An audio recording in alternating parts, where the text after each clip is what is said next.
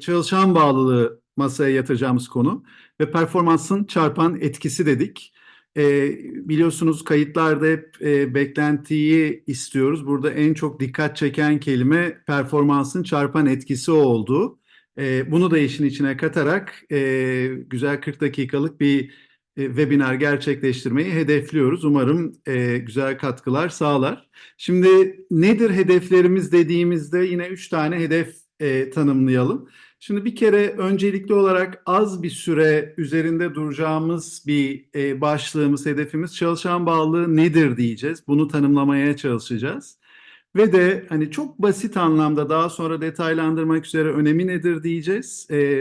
Daha doğrusu hani nasıl işliyor diyeceğiz ve de önemini ortaya koyacağız. İş tarafını burada e, artık bunlar bir parça gerçeğe dayanan veriler olduğu için burada yer vereceğiz. Ondan sonra hep soruluyor hani nasıl acaba bunu biz eğer uygulamaya kalkarsak veya uyguladığımız süreçte neleri farklı yapmalıyız, nasıl geliştirmeliyiz şeklinde. Dolayısıyla örnek basit bir tane süreci masaya yatıracağız. O süreci konuşacağız. Yani eğer ki hani özellikle biz ölçmeye karar verdik kurumumuzda gibi bir kararınız varsa veya ölçelim mi ölçmeyelim mi diye düşünüyorsanız veya mevcut durumda ölçerken acaba neleri farklı yapmalıyız diye düşünüyorsanız o zaman bu sürecin bir fayda sağlayacağını düşünüyoruz. Basit çünkü hani sonuçtan sonuca farklılık gösterebileceği için jenerik bir süreç ama fayda sağlayacağını düşünüyoruz. Ve ondan sonra da bu sürecin aşamalarındaki istenen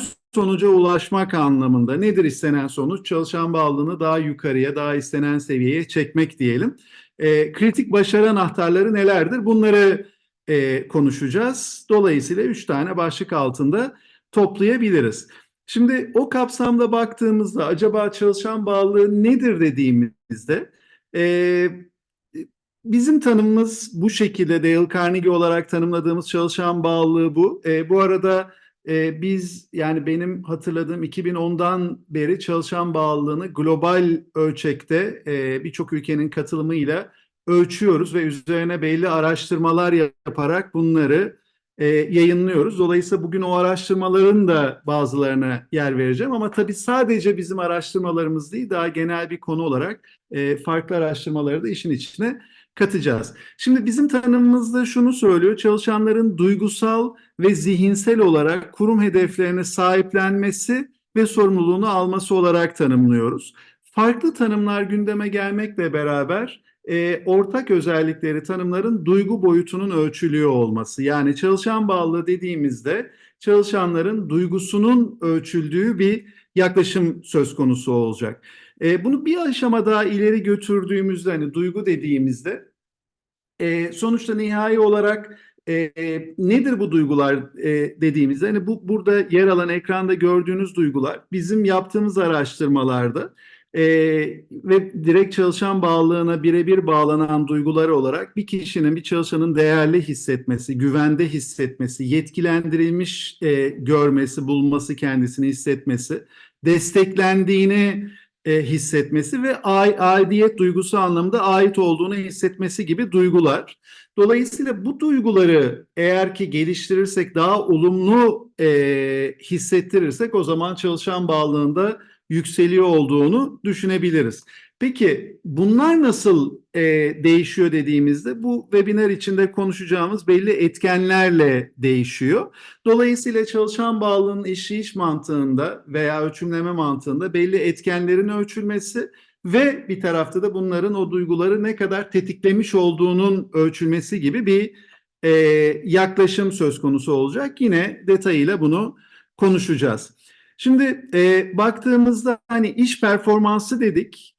Şimdi burada bunların hani nedenleri veya nasılları çok dahil etmeyeceğiz. Hani ama çalışan bağlılığı neden önemli dediğimizde e, direkt olarak iş performansıyla birebir ilişkisi, birebir etkisi oldu. Birçok araştırmalardan, kimisi bizim tarafımızdan, kimisi Gallup tarafından, kimisi McKinsey tarafından ama e, bol miktarda araştırmayla artık birebir etkisi ölçülüyor durumda. Artık ben bunu dolayısıyla bir istatistikten ziyade bir gerçeğe benzetiyorum. Yani bu artık bir gerçek. Dolayısıyla çok sorgulanacak, acaba neden, ama öyle gibi noktalardan ziyade çalışan bağlılığı yükseldikçe iş sonuçlarına olumlu etkisi söz konusu oluyor. Rakamsal etkisi söz konusu oluyor. İşte bazı örnekler, bu rakamlar değişiyor, artıyor, düşüyor ama sonuçta sıkça gördüğümüz araştırmaların sonuçları. Örnek olarak karlılığı %21 oranında arttırıyor.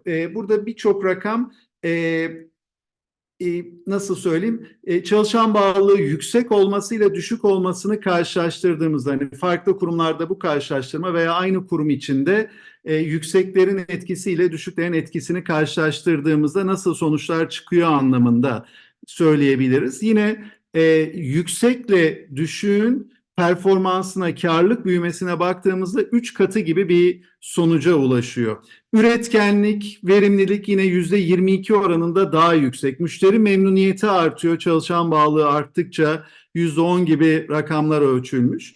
Bazı negatif etkileri var düştüğü takdirde. Hani bir tarafta artarsa ne olur, bir tarafta düşerse ne olur dediğimizde işten ayrılmaların artması veya işten ayrılma taleplerinin artması %24 oranında, dolayısıyla olumsuz bir etki. Yine devamsızlık artıyor. Dolayısıyla veya burada negatif yazıyor olması, çalışan bağlılığı arttığında işten ayrılmaların düşüyor olması, devamsızlığın düşüyor olması gibi bir nokta. İnovasyon örnek olarak artık günümüzde birçok şirketin çok hani öncelikli odak alanı, stratejik odak alanı olarak tanımlayabileceğimiz bir konu. %80, yani şöyle bir istatistik var örnek olarak. Çalışan bağlılığı yüksek olanlarla düşük olanların yeni fikir üretme, inovasyona katılma oranında %80 oranında bir fark var. Bu da çok ciddi bir fark, kurumu daha ileriye götüren bir fark. Bu arada ekran bende tam olarak değil, kısmen genel bir sorun var mı? Bir soru var. Ekran tam olarak gözükmüyor deniyor Işıl Hanım tarafından. Eğer varsa chat'e yazın benzer sorun. O zaman paylaşımı durdurup tekrar paylaşabilirim. E, Dolayısıyla hani bunlar iş sonuçlarına, etkilerini çok somut bir şekilde ortaya koyan şeyler. Hani direkt olarak rakamsal etkisi olmayan başka bir tane çok gündemde, son günlerde bol miktarda konuşuyor olduğumuz, üzerine belli çalışmalar yapıyor olduğumuz bir konu, yetenek bulma konusu, şirkette tutma konusu. Hani şirkette tutmayı belki işten ayrılma olarak tanımladık ama yeteneği şirkete çekme, bulabilme konusu, yeteneği tutabilme konusu gibi noktalarda belki rakamsal sonucu yok ama çalışan bağlılığı ile direkt birebir etkisi e, e, olduğunu söyleyebiliriz. Şimdi o çerçevede o zaman hani madem ki önemli, madem ki iş sonuçlarına etkisi var, o zaman biz bunu nasıl e, pardon, ekranda siz ve Sıra yan yana e, yazılar küçülüyor. Peki.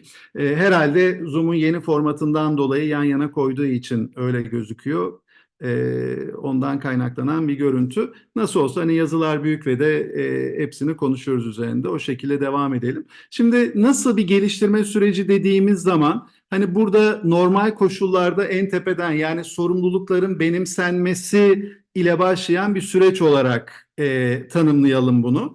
Ama birazdan konuştuğumuz o sorumlulukların benimsenmesiyle başlanmayıp çalışan bağlılığıyla, ölçümüyle başlanıp sonra başka aşamalarda, özellikle gelişim planının oluşturulmasında gündeme geldiğini de bol miktarda görüyoruz. Yani o sorumlulukların benimsenmesinin istenen noktada olmadığını görüyoruz birçok uygulamada. Benimsendiği bir süreçle başlarsak ondan sonraki aşama çalışan bağlılığının ölçümü diyoruz. Ölçtükten sonra çok önemli bir nokta ve yine detaylandıracağımız, atlanan, zaman zaman veya sıkça atlanan bir nokta, bu sonuçların detaylı bir şekilde analiz edilmesi. Yani sadece bizim işte çalışan bağlılığımız şu rakamda veya kopuk olanlar bu rakamda, bağlılığı düşük olanlar bu rakamda demek yetmiyor ve o ölçüm anketinin detaylarını masaya yatırıp iyi bir şekilde analiz etmek önemli. O nedenle bu bir önemli, gördüğümüz kadarıyla bir gelişim alanı olduğu için masaya yatırdık. Peki analiz ettik. Bitti mi? Hayır. Orada online bir anketi doldurmayla gerçekler zaman zaman farklı olabiliyor. Zaman zaman satır aralarını okumak gerekiyor veya o net olarak ortaya konan şeylerin kök nedenlerini ortaya çıkarmak gerekiyor. Bir gelişim planı oluşturmak anlamında. O nedenle bu sonuçların analizi sonrasında odak grup çalışmaları da sürece çok ciddi katkı sağlayacak başka bir aşama. Odak grup çalışmaları dedik, yine konuşacağımızı söyledik ve ondan sonra artık düşünün ki hangi noktada nedenleri nelerdir, kök nedenleri nelerdir gibi bütün faktörleri masaya yatırdıktan sonra nasıl geliştirebiliriz aşamasına odaklandığımız gelişim planının oluşturulması diyelim sürecimizde ve planın uygulanması ve döngü şeklinde bu sürecin devam ettiği bir durumu konuşuyoruz. Şimdi sorumlulukların benimsenmesiyle başlayacağız ama bunu tekrar hatırlatarak söyleyeyim. Hani bütün süreci konuştuktan sonra çalışan bağlılığını ölçmeyle başlayıp ve belli noktaya geldiğimizde o sorumlulukların benimsenmesi gelişim planının önemli aşaması olmasıyla bol miktarda sıkça karşılaşıyoruz. Hani ben dolayısıyla ideal süreci sunmaya çalışıyorum ama bunu da vurgulayayım. Gelişim planının içinde o sorumlulukların benimsenmesi sıkça önemli aksiyon planları oluşturulan bir madde oluyor. Şimdi artık biraz daha değinirsek, sorumlulukların benimsenmesine geçersek, şimdi acaba çalışan bağlılığının sorumluluğu, yani istenen seviyede olmasının sorumluluğu kimde dediğimizde karşımıza 4 tane taraf çıkıyor. Dört paydaş çıkıyor. Bunlardan bir tanesi üst yönetim diyelim. Bir tanesi çalışanların bağlı olduğu yöneticisi. Dolayısıyla o segmenti, hani kim dolduruyorsa bu anketi direkt bağlı olduğu yöneticisi bir paydaş oluyor şirkette. Doğal olarak insan kaynakları başka bir paydaş ve de çalışanın kendisi de, o anketi dolduran kimse de başka bir paydaş. Şimdi sorumluluk kimde acaba dediğimiz zaman şimdi bir tarafta pratikte hep gözüken karşılaştığımız durumlarda bütün sorumluluğun İK'ya yüklendiği durumlarla bol miktarda karşılaşıyoruz. Ama baktığımızda sorumluluk esasında bu 4 tarafta da, 4 paydaşta da, belki hani süreci yönetme ağırlıklı olarak İK üzerinde olsa bile hani o geliştirme dediğimiz, istenen seviyeye çekme dediğimiz herhalde en düşük sorumluluğun olduğu taraf, benim kişisel görüşüm, İK olarak tanımlayabilirim. Yani üst yönetim, bağlı olunan yönetici ve çalışan daha fazla miktarda sorumluluk alması gerekiyor. Şimdi bu bakışla baktığımızda hatırlarsanız çalışan bağlılığın tanımıyla başladık. Hani duyguları vurgulamak anlamında ve orada 5 tane etken sıralamıştık. Şimdi çalışan bağlılığının bu etkenleri nedir dediğimizde 5 tane öne çıkan, bu arada bu bizim yaptığımız araştırmaların sonucu ve son ikisinde dikkat ederseniz bir yıldız konmuş durumda. Öncesinde, daha önceki yıllarda direkt 3'ü çıkarken son yıllarda iş ve yaşam dengesi ve çalışma ortamı da devreye girmiş durumda. Yani çalışan bağlılığını etkileyen en önemli 5 etken nedir dediğimizde yine bu öncelik sıralamasına veya puanlamaya, etki derecesine bağlı olarak sıralanmış bir şekilde düşünebilirsiniz bunu. O zaman ilk sırada bağlı yöneticiyle olan ilişki, ikinci sırada üst yönetime olan inanç, kurumdan duyulan gurur ve ondan sonra demin söylediğimiz gibi iş ve yaşam dengesi ve çalışma ortamı önemli etkenler. Şimdi burada neden bu etkenleri gündeme getirdim? Eğer ki bağlı yöneticiyle olan ilişki ve üst yönetime olan inanç, bu geri kalan üçünü de masaya yatırdığımızda, hani bunun etkenleri nedir dediğimizde üst yönetimin ve bağlı olan yönetimin ne derecede sorumluluk sahibi olması gerektiği ortaya çıkıyor. Dolayısıyla o 4 sorumluluk, hani 4 tarafın, paydaşın sorumluluğu üstlenmesi önemli bir nokta olmuş oluyor. Şimdi yine yaptığımız bir çalışma, bir araştırma. bu ne derecede, hani sorumluluğu üstlenmeleri gerekiyor ama ne derecede önceliklendiriliyor şeklinde şöyle bir çalışma. 5 tane işte üst yönetime raporlama, çalışan bağlılığı, verimlilik ölçümleme, proje tarihleri ve maliyet kontrolleri gibi, bu beşini birbiriyle karşılaştırarak önceliklendirilmesini istediğimiz zaman, yine global yapılan bir araştırma bu.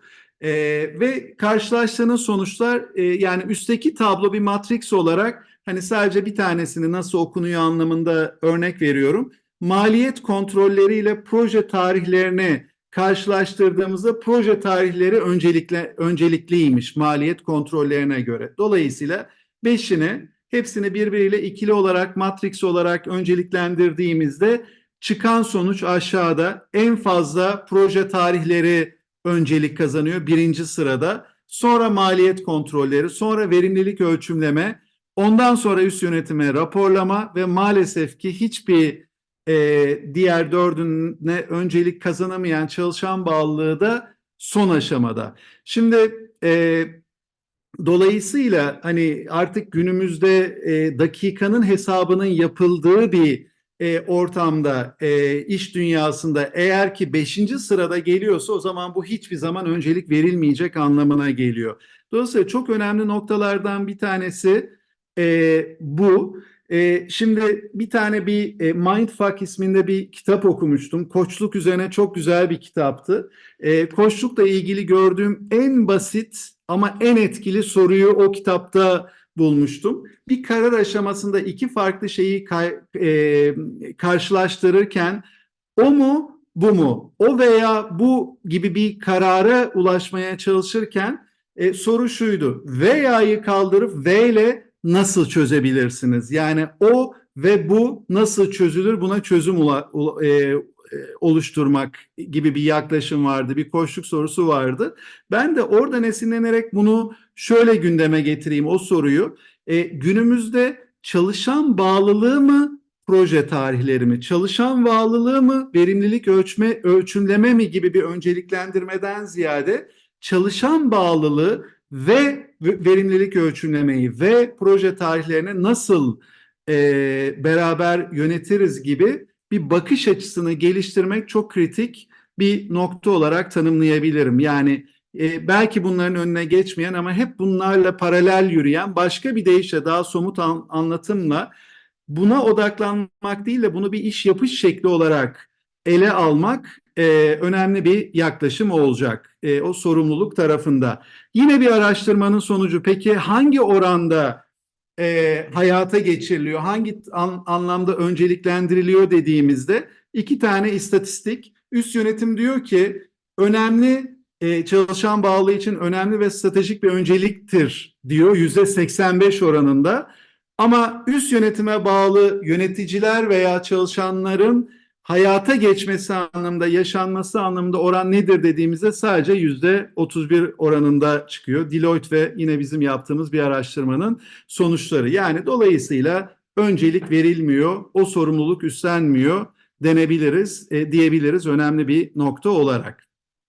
Şimdi devam ettiğimizde, hani bu sorumlulukların nasıl benimsenecek, gelişim planının oluşturulmasında belli maddelerle buraya değineceğiz. Ölçümüne geldiğimizde, sonuçta bunun bir tane anketle ölçülmesi. Şimdi baktığımızda hani bu anketlere şöyle bir hızlıca bir kuş bakışı bakarsak, genelde çalışan bağlı anketleri iki bölümden oluşuyor. Hani bunu daha sonrasında analiz etmek anlamında anlamak, mantığını anlamak çok önemli diye düşünüyorum. Ve Peter Drucker'ın söylediği gibi ölçemezseniz yönetemezsiniz diyor. Hani tarihe geçmiş bir yönetim gurusu olarak, bir kanaat önderi olarak. Dolayısıyla olay ölçmeyle başlayacak. Şimdi kapsamına baktığımızda genel yapısı şu şekilde oluyor. Endeks sorularından oluşuyor. Bir tane örnek verdim. Şirketinizde çalışmayı arkadaşınıza tavsiye eder misiniz gibi, örnek olarak 5'li skalada veya şu skalada değerlendirilen bir soru. Dolayısıyla bu mantıkta çok az sayıda, bazen 2, bazen 3, bazen 4 tane endeks sorusuyla çalışan bağlılığının puanı çıkıyor. Dolayısıyla çalışan bağlılığın puanı esasında bu 4 soruyla veya 2-3 soruyla çıkıyor. Ve bir tarafta da daha fazla miktarda, bazen 20 bazen 40 tane soruyla etken soruları ölçülüyor. Bu etken soruları da bağlı yöneticiyle alakalı sorular, üst yönetimle alakalı sorular, gelişime ne kadar destek olunduğuyla, yani ne kadar önem verildiğiyle alakalı, kariyer imkanları, çalışma koşulları, ödüllendirme ve takdir gibi sorular. Bu başlıklar altındaki, bu etkenler altındaki sorular. Şimdi buradaki kritik nokta, daha çok etkenleri ölçüp orada sorular yer alıp ondan sonra da endekse göre çalışan bağlılığı yüksek düşük olarak tanımlanıyor. O zaman çok önemli bir nokta, çalışan bağlılığı anketini ölçerken istatistiksel boyutunun bunu kanıtlıyor olması. Yani etken sorularıyla endeks sorularının birbiriyle tutarlı olması, istatistiksel olarak açıklıyor olması çok kritik bir nokta. Yine seçerken karşılaştırma imkanı var yok, bu da önemli. Yani tamam bizde böyle ama bunun benchmark'ı nedir anlamında bu dataya sahip olması önemli. Bunlar önemli kriterler. Zaman zaman farklı şu sorular geliyor. Biz işte iklim anketini uyguluyoruz, çalışan memnuniyetini uyguluyoruz. Acaba kullanılabilir mi? Sonuçta bu etken sorulara baktığımız zaman benzer koşulları, yani çalışan bağlılığını etkilediğini ortaya koyan etkenler yer alıyorsa o zaman neden olmasın? Tabii ki ölçülebiliyor.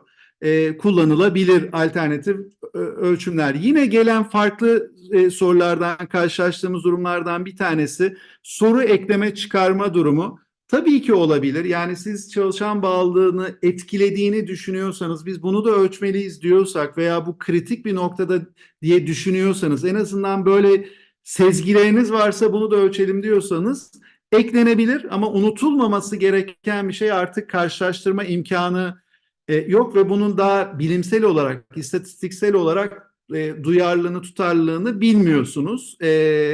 Ama yani eklenmesi, onun da sonucunu görme gibi bir katkısı söz konusu olabilir. Anketin iletişiminin kurulması çok önemli ve bunu bir sonraki maddeyle birleştirirsek anket enflasyonuna dikkat etmek gerekiyor. Ne demek istiyorum? Sonuçta çok yeni, daha dün yaptığımız bir görüşmede 2 ay önce yapılan bir farklı bir anket vardı ve işte bu anketi yaparsak nasıl olur gibi bir soru. Yani olumsuz bir etkisi olabilecektir. Bunun daha uzun dönemde bir stratejik planlamasının yapılıp ne zaman ölçülecekse, hani çalışanları anket enflasyonuna boğmamak çok çok önemli bir nokta. Ve de neden yapıldığını, çünkü hani yazılı bir anket gidiyor, 20-30 tane soru gidiyor ama bunun sonucunda ne olacak, ne bitecek, özellikle ilk defa uygulanıyorsa bu iletişimin de kurulması önemli nokta. Hani ölçümde böyle kritik noktaları bu şekilde gündeme getirebiliriz. Sonuçların analizine geçtiğimiz zaman, yani bu esasında hani çok konuşmayacağımız ama vurgu olarak belki en önemli noktalardan bir tanesi. Neden derseniz, çünkü birçok kere karşılaştığımız durumlarda, yani ölçülmüş ve ondan sonra ne yapalım dediğimizde, ne yapalım dendiğinde direkt olarak çalışan bağlılığı rakamından, o sonuçlardan hiç detayına girmeden, o etken sorularını analiz etmeden, departman kırılımlarına bakmadan veya çok yüzeysel bakarak şu uygulamaları çok gördük. Çalışan bağlılığını yükseltmemiz gerekiyor. Dolayısıyla yöneticiler de bunun sorumlusu. O anlamda aksiyon planlarınızı oluşturun, gönderin şeklinde. Sadece bu şekilde bir aksiyon planıyla, yöneticilerden aksiyon planı istenerek tamamlanan bir süreci çok gördük. Dolayısıyla bence süreç esas bu noktada başlıyor. Detaylı bir şekilde analiz edilmesi. Bir etken yüksek veya düşük çıktı. Departmanlar arasında nasıl veya bunun nedenleri ne olabilir? Bu çalışan bağlılığını neden bu derecede etkiliyor veya düşürüyor, yükseltiyor? Hani sonuçta data analitiği günümüzde en önemli yetkinliklerden bir tanesi. Hakkını vererek analiz etmemiz gerekiyor. Ama bu analiz yeterli mi dediğimizde hayır değil. Neden? Çünkü satır aralarına okumak ve kök nedene ulaşmak anlamında, yani varsayımsal olarak bu yüzden bu şekilde, dolayısıyla bunu geliştirmeliyiz dememek ve kök nedeni daha somut bir şekilde ortaya çıkarmak ve oradaki bazı söylediğim gibi satır aralarını veya oraya yansımamış durumları, çünkü insanlar bu kadar içten bir şekilde, hani birçok şirkette bu derecede bu kadar açık iletişimin olduğu bir kültür olmadığı için düşünceler birebir yansımıyor ve bir tarafta da bir algıyı, bir duygu boyutunu konuşuyoruz. Dolayısıyla bunu biraz daha gerçeğe dönüştürmek anlamında odak grup çalışmaları önemli katkı sağlayacak bir aşama olacak sürecimizde. Burada hani belli örneklerle bunu ben biraz daha somutlaştırmak istedim ve hepsi bizim karşılaştığımız durumlar. Bazıları bunlarla sınırlı değil tabii ki ama ilgi çekicilerinden bazılarını ekrana getirmek istedim. Bir tarafta hani sol tarafta anketler ne demiş ve dolayısıyla nasıl bir durumla karşı karşıya ve odak grupta görüşmelerde, odak grupta bunları deştiğimiz zaman ne çıkmış bunun altından gibi bir karşılaştırmalı bir durum. İşte örnek olarak yöneticilerin adaletsiz yaklaşımı gibi bir sonuç. Bunu daha evvel bir webinarda yine örnek vermiştim. Beni çok şaşırtan bir sonuçtu. Çünkü şirketi tanıyorum, CEO'yu tanıyorum filan. Yani böyle bir şey mümkün değil diyorum. Nasıl olabilir? Sonra odak grup çalışmalarında performans sisteminin eksikliği kök neden olarak çıktı ve işte Kruger etkisi ve temel yükleme hatası nedeniyle hızlı büyüyen bir finans sektörü firmasında herkes, bu söylediğim iki ne diyeyim kuram nedeniyle herkes performansını daha yukarıda görüyor ve beklediği terfiyi alamayınca da temel yükleme hatası mantığıyla direkt olarak işte tabii kayrılıyor. Adalet yok gibi noktalara ne diyelim hani bağlanıyordu. Oysa ki performans sistemi olmadığı için, hani objektif bir sistem olmadığı için böyle bir algı vardı gibi bir örnek. Takdirin çok düşük olması çıkan sonuçlar, nedenine baktığımızda kök neden nedir dediğimizde hatanın kabul edilmediği, performans kültürünün hakim olduğu bir e, yapıyı görmüştük odak gruplarda. Dolayısıyla neden takdir edeyim ki, zaten yapacak. Tamam, iyi bir şey çıktı ama bir de hatası var gibi nedenlerden dolayı takdirin hiç olmadığı bir durumdu. Dedikodunun yoğun olması, dedikodu kelimesi ankete yansıyan bir şey değildi ama iletişimle çıkan hani iletişimin çok düşük çıkmasıydı. Ondan sonra bunu yine açtığımızda hani kurumun organizasyonel boyutta zaman zaman aktarılması gereken iletişimin yetersiz, eksik olması nedeniyle yerini mutlaka bir iletişim alacak ve o yerini alan iletişim de o örneğimizde dedikoduydu. Dolayısıyla bu böyle olmuş, şöyle olmuş gibi noktalar yansıyordu.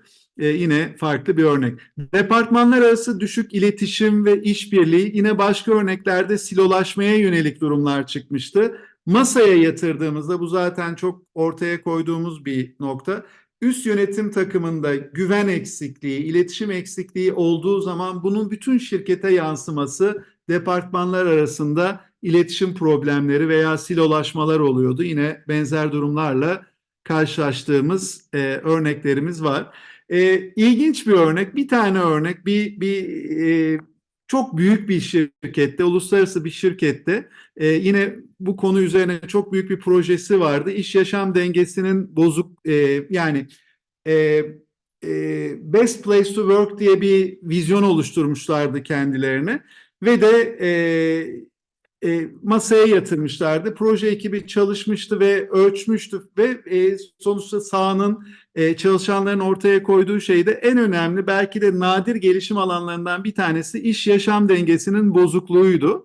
Sonra bunu üst yönetimle yaptığımız toplantıda bunların nedenleri nedir diye masaya yatırdığımızda CEO'nun gece 3'te aklına gelen bir konuyu mesaj atması nedeniyle bir altındaki kimsenin 3'ü 2 geçe yayması, 3'ü 5 geçe diğer kimsenin yayması ve sonuçta 3 ile 4 arasında belki bütün şirkete yayılması gibi bir durumdu. Ve CEO bunu çok masum bir şekilde açıklıyordu. Ya ben gece mesaj atmadığımda unutuyorum.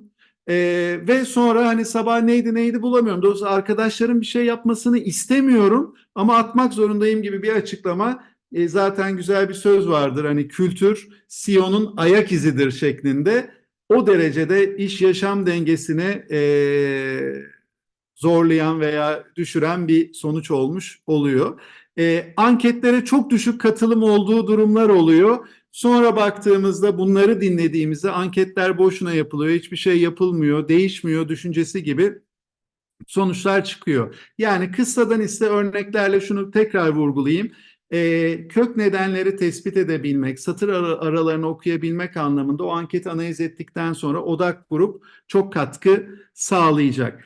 Ve sonrasında artık masaya yatırdık. Demek ki bunlar bizim gelişim alanları, nedenleri bunlar, buraya odaklanmamız gerekir gibi bir durumla karşı karşıyaysak, mevcut durumla karşı karşıyaysak artık gelişim planının oluşturulması sürecimizin bir aşaması ve gelişim planının oluşturulmasında yani e, sonuçta gelişim alanlarına bağlı olarak değişecek. O nedenle sürecimiz budur, gelişim planı süreci budur gibi bir şeyden ziyade ben yine size bazı örnekler vereceğim ama genel bir yaklaşım olarak burada ilk başta söylediğim şeyi vurgulayacağım.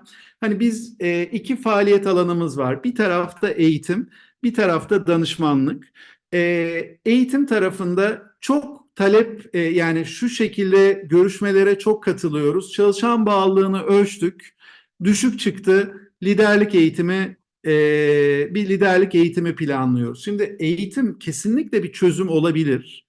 Ama tek bir çözüm mü? Hayır değil. O anlamda gelişim planını oluştururken daha evvelki webinarlarda da gündeme getirmiş olduğum etki modeli burada çok kritik.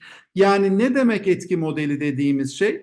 Bir değişimin istenen boyutta gerçekleşmesi anlamında çalışanların evet ben bu değişimi kabul ediyorum demesi anlamında dört tane başarı anahtarı var ve bunlardan bir tanesi liderlik ve çevre. Yani liderliğin bütün organizasyonel boyutta üst yönetim ve bağlı yani bağlı yöneticilerin rol model olması gerekiyor ve isteneni sergiliyor olması gerekiyor ve çalışan yine çevreden de bu şeyi görmesi gerekiyor. Ha demek ki bizim organizasyonumuzda bu istenen bir şey diye söylüyor olması gerekiyor o değişimin gerçekleşmesi için. Süreç ve sistemlerin bunu destekliyor olması gerekiyor. Yani bir organizasyonda bir performans sistemi kurulacaksa o zaman performans görüşmesi eğitimi sadece performans görüşmesi eğitimi boşa yapılan bir yatırım olacaktır. Eğer ki performans sistemi kurulmuyorsa gibi.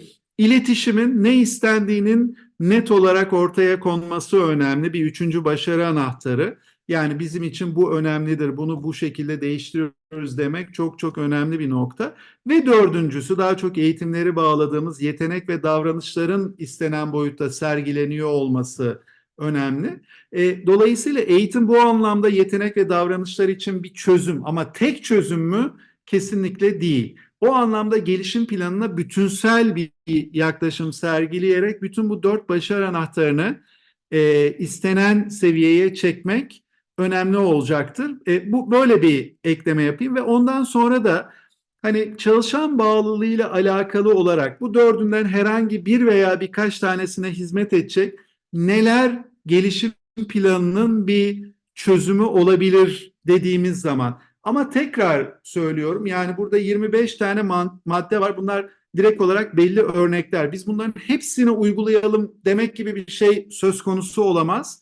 Ve bir tarafta da hangisi acaba dediğimiz zaman direkt olarak o etkenlerle, kök nedenlerle çok alakalı olarak belirlenmesi gerekecek bir süreç olacak, bir gelişim planı olacak. İşte ortak yön çalıştayları, örnek olarak dahil etmeyi, o aidiyeti hissettirmek anlamında veya yetkilendirme anlamında fayda sağlayacak bir araç.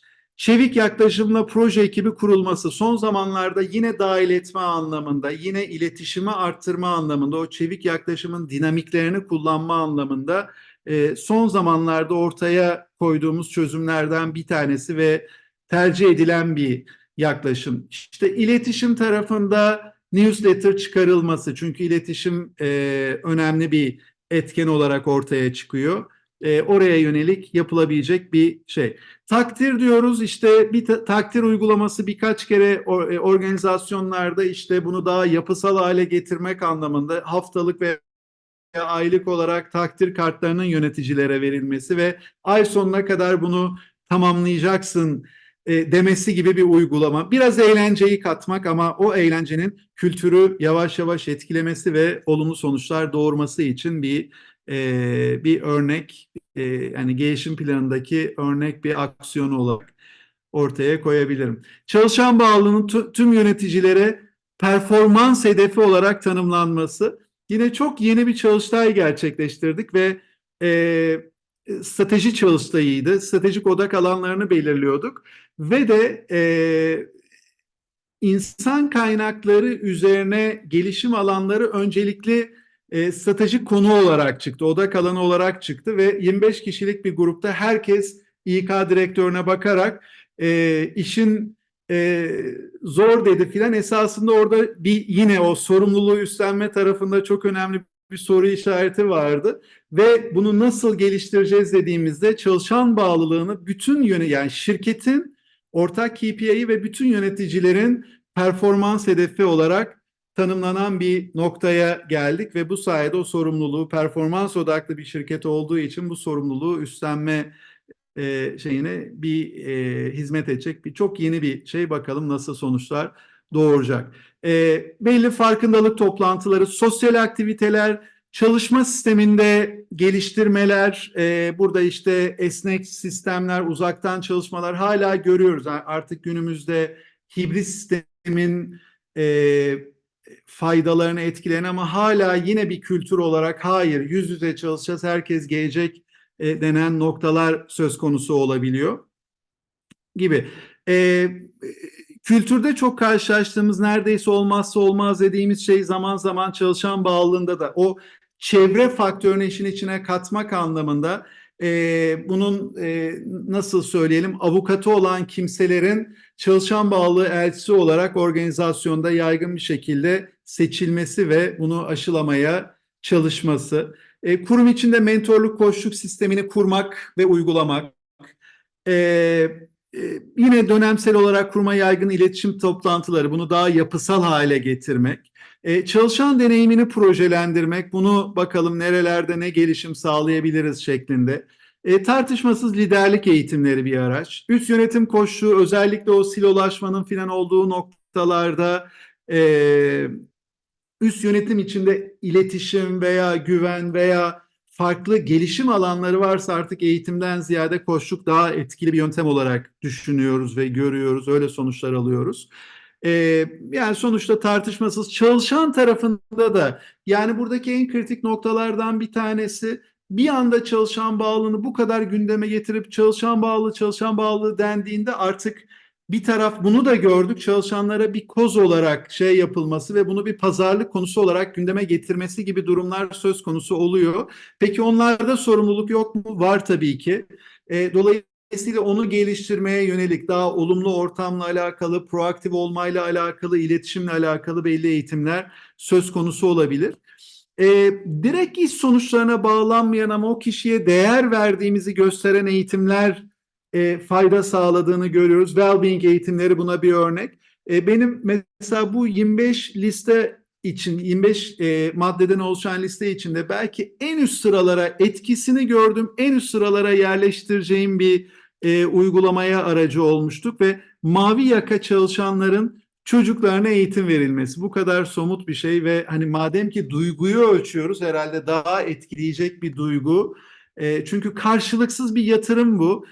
Çocuklarının işte eğitilmesi, o okula destek olunması gibi. Dolayısıyla böyle bir araç. Ve bir tarafta da bunu hani isim vermede çok geçmişte kalan bir şey olduğu için isim vermede çok sakınca görmüyorum. Turkcell firması yıllar evvel HAP isminde bir proje gerçekleştirmişti. Hayata ait projeler miydi açılımı tam bilmiyorum ve tamamen işle kesinlikle alakası olmayan konular, işte fotoğrafçılık üzerine, müzik üzerine, şu üzeri, bu üzerine ve açılıyordu, çok net hatırlıyorum, açılıyordu ve e, yani kayıt günü açılıyordu, daha 10 dakika olmadan bütün eğitimler doluyordu. E, Ve inanılmaz bir katkısı vardı yine sonuçlar açısından baktığımızda. Çünkü hani şu mesaj gidiyor: ben bir şey beklemiyorum, sen benim için önemlisin mesajı gitmiş oluyor. Zaten çalışan bağlılığında o değeri, önemi vermek çok önemli bir nokta. Toplantılarda, çalıştaylarda katılım kitlesini arttırmak veya yetkilendirmeyi yapılandırmak. Hani o yetki, rol ve sorumluluklarda o yetkiyi daha aşağılara indirmek ve daha yetkilendirmiş hissettirmek yine fayda sağlayacak birkaç aksiyon olarak tanımlayabilirim. Kurum içinde inovasyon projesi uygulamak, dahil ederek hani üretmesini sağlamak, yine dahil etmeye çok fayda sağlayacak bir araç. Gelişim ve performans, gelişimi ve performansı, yani performans görüşmesinde hani normalde gelişim de yapılması beklenir ama genelde de göz ardı edilir, vakit yetişmez. Dolayısıyla ayırarak performans görüşmesini ayrı yapmak, gelişim görüşmesini ayrı yapmak ve artık gelişim görüşmesinde tamamen gelişime odaklanarak o gelişim planının oluşturulması. Yetenek sistemi kurmak tartışması, sosyal kulüpler oluşturmak, kültür çalışmaları gibi birçok aksiyon veya strateji söz konusu olabilir. Yani söylediğim gibi bu somut olarak böyle bir süreç veya bunlar yapılmalı demek çok doğru bir yaklaşım değil. Çünkü neyi geliştireceğiz? Kök neden nedir? Neyi aşmaya çalışacağız? Buna göre değişecek bir nokta. Ve son aşamaya geldiğimizde, son aşaması planın uygulanmasıydı. Sonuçta bu planın uygulanmasında da birkaç noktayla dilerseniz webinarımızı tamamlayalım. Yapıyormuş gibi veya öylesine yapmak değil, içten ve gerçek olmak burada benim ilk başta söyleyeceğim ve en önemli mesaj. Yani biz bu planı uyguluyoruz, o zaman hani öyleymiş gibi yapmak değil, buna önem vermek. Çünkü bu kadar kısa süreli bir yatırım değil maalesef ki. Bir gelişim planı bu kadar kısa süre olmuyor. Hatta o yaklaşım ters tepiyor ve hani bir seferlik bir şey yapılması ve ondan sonra devamının gelmemesi nedeniyle e, olan çalışan bağlılığı da daha aşağılara düştüğü, güvenin daha hani daha düştüğü söz konusu oluyor. Uygulama aşamasında şimdi bir değişim gerçekleşiyor olsa bile bu fark edilmiyor olabilir. Marshall Goldsmith'in çok güzel bir aracı var. Bunu söyleyeceğim. Beyan etmek diyor. Yani bize dikkat edin, biz bunu geliştiriyoruz. Organizasyonel boyutta bunu beyan etme. Bu hem kendimize taahhüt verme hem de o iletişimle o farkındalığı oluşturma ve artık çalışanların değişiyor mu gerçekten diye takip ettikleri bir durum. Riskli bir durum ama bir tarafta da bir şeyler değiştikten sonra o algının, o değişimin fark edilmemesi de önemli noktalardan bir tanesi. Dolayısıyla bir araç olarak değerlendirilebilir. Ee, Çalışan bağlılığının bir koz olarak kullanılma olasılığı, biraz evvel söylediğim gibi dikkat etmek gerekiyor. Yani belki hani bu kritik bir nokta, belki çalışan bağlılığı kavramı bu kadar dile getirilmeden bile ilerlenebilir. Çünkü birkaç şirkette bizzat buna tanık olmuştum. Artık bize şunu da verin, bize bunu da verin gibi, yani bunu bir koz olarak kullanma, bir pazarlık aracı olarak kullanma gibi durumlarla karşılaşılabiliyor. Dikkat edilmesi gerekiyor uygulama aşamasında. O quick win dediğimiz hızlı kazanımlar önemli noktalardan bir tanesi. Dolayısıyla hani bir stratejik bir aksiyon vardır veya bir strateji vardır uzun sürede ama kısa sürede de sonuca ulaştırabileceğimiz o kazanımlara da dikkat etmek ve onlarla başlamak veya onlara da yer vermek fayda sağlayacaktır. Ve ilk başta söylediğim gibi bir seferlik değil de bunu artık yani bir kültüre dönüştürme mantığıyla bunların kalıcı hale gelmesi, neyse o aksiyonlar kalıcı olması çok kritik. Buna dikkat etmek. Ve yine spesifik, bu zaman zaman belli toplantılar, çalıştaylar, işte ortak akıl çalıştayları filan dedik. Hani bunlar yapılabilir dedik, ortak yön için veya belli çözüm bulma, karar alma çalışmalarında. Şu çok kritik: dahil edildiğinde çok motivasyon anlamında çok katkı sağlıyor. Ama o çalışma sonrasında dinlediğinizi, dikkate kattığınızı, değerlendirdiğinizi göstermezseniz ve geri dönüş yapmadığınızda o zaman ters etkisi söz konusu oluyor ve devam eden çalışmalara neden katılıyoruz ki? Sonuçta hiçbir faydası olmuyor gibi geri dönüşler söz konusu oluyor. Bu her çıkan şeyin direkt karar olarak alınacak ve uygulanacak anlamında değil. Dinlendiğini, değerlendirildiğini şey yapmak, göstermek ve bununla ilgili dönüş yapmak. Biz bu çalıştayda böyle bir karar verdik. Günümüz koşullarında bunu ertelememiz gerekiyor gibi açıklama bile inanılmaz önemli diyebilirim. Bunlar da hani bazı böyle yine tecrübemiz dahilinde dikkatimizi çeken ve burada aktarmayı hani kendimizi sorumlu gördüğümüz bazı maddelerdi. Dolayısıyla hani çalışan bağlılığın ne olduğunu, neden önemli olduğunu ve dolayısıyla bu çerçevede nasıl bir süreçle yönetilmesi gerektiğini tanımlamaya çalıştık, aktarmaya çalıştık ve bu şekilde dilerseniz tamamlayalım. Süreye baktığımızda başladığımız süreye göre bir 5 dakika, daha doğrusu 7 dakika geciktirmişiz. Umarım faydası olmuştur ve bizim iki tane bu serimizde planladığımız iki tane kaldı. 12 Haziran'da değişimi masaya yatıracağız. O değişimlerde direnci nasıl aşarız ve de bir tarafta da çevik sistemi artık biraz daha kültüre nasıl dönüştürülebilir bunu masaya yatıracağımız iki tane webinarımız olacak. Katıldığınız için çok çok teşekkürler.